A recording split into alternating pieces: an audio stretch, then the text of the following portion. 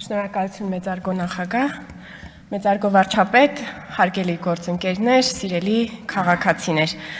Հայաստանի Հանրապետության Սահմանադրության մեջ գրված է. կրոնական կազմակերպություններն անջատ են պետությունից։ Կրոնական կազմակերպությունները Հայ առաքելական եկեղեցին Հայաստանի Հանրապետությունում գրանցված կրոնական կազմակերպություն է։ Ոմանք սահմանադրության այս դրույթը ցանկանում են մեկնաբանել, թե իբր Հայաստանի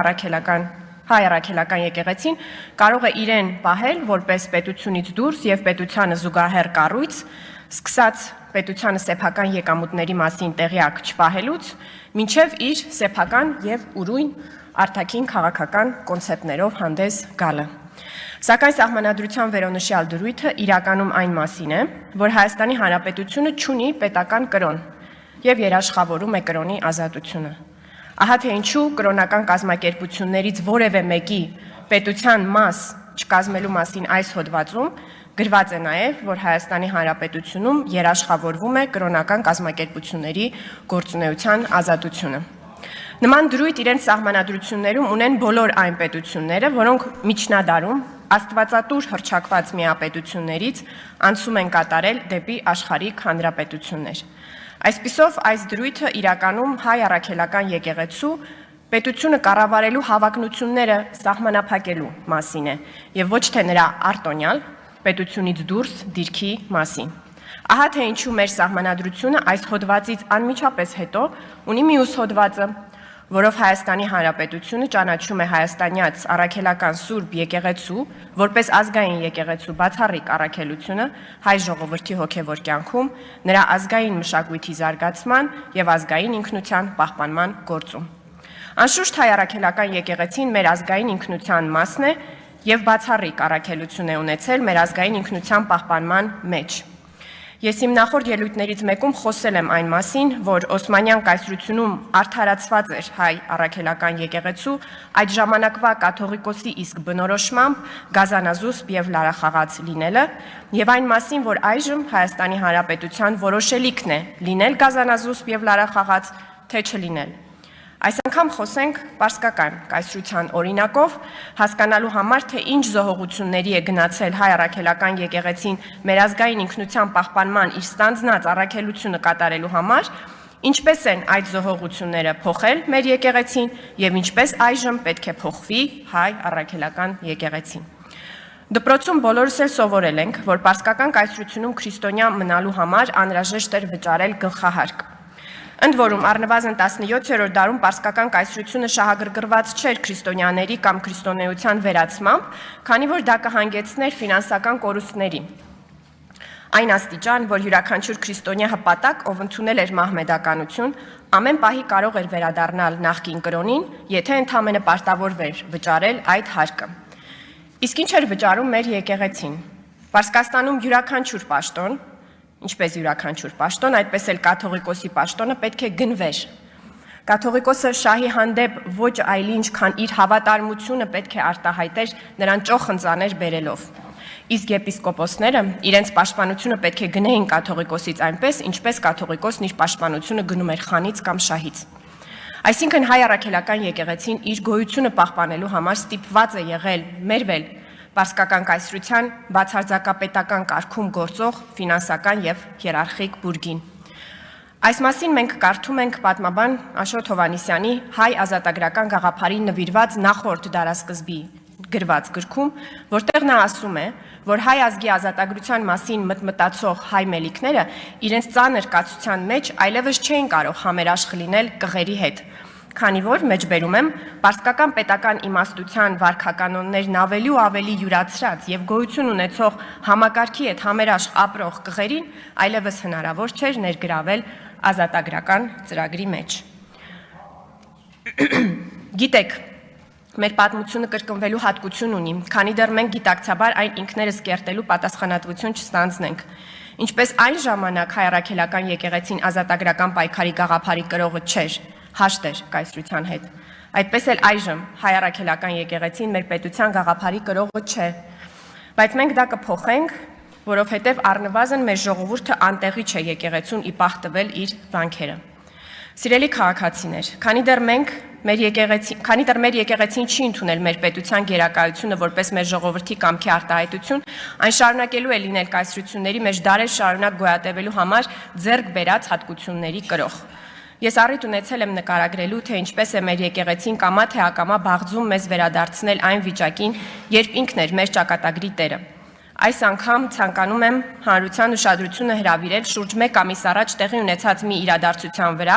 որը կրկին շատ վառ ի ցույց է դնում, որ մեր եկեղեցին հոգևոր հարցերով զբաղվելու փոխարեն իրեն քաղաքական դերակատար է զգում։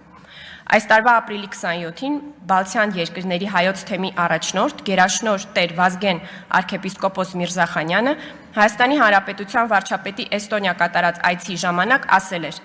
Մեր աղոթքն է, որ, պարոն վարչապետ, ձեր այն ծրագրերը, որ ունեք խաղաղության եւ մեր Հայաստանի հարևանների հետ հաշտության, լինի հաջողությամբ։ Մեր աղոթքն է, որ որպես եվրոպական երկրների հավատացյալներ, քաղաքացիներ եւ առաջնորդ, մեր երկիրը դեպի Եվրամիության իր քայլերն անի, որովհետեւ մեր քրիստոնեությունը եկել է իրականության մեջ արևմուտքից, Տրթատ թագավորը Սուրբ Գրիգոր Լուսավորիչը։ Եվ համոզված եմ, որ այն քաղաքակրթությունը, որ տեսնում ենք այստեղ, մեր երկրի ապագան այս քրիստոնեական գեղեցիկ միջավայրում է։ Մեր աղոթքն է, որ այդ հաջողությունները լինեն, որ Հայաստանը նույնպես մերձբալթյան երկրների պես դիցուկ Էստոնիայի կարողանա խաղաղ համագործակցությամբ մեր ժողովրդին լավ, գեղեցիկ ապագա ապահովել։ Թող Տերն օրհնի Հայաստանը, ողջ ավականին, ձեզ եւ բոլոր բարի առաքելությունները։ Եվ ինչ, հայ առաքելական եկեղեցին որոշեց հայտարարությամբ արձագանքել arczepiskoposի աղոթքները գրաքննության ենթարկելով եւ ասաց.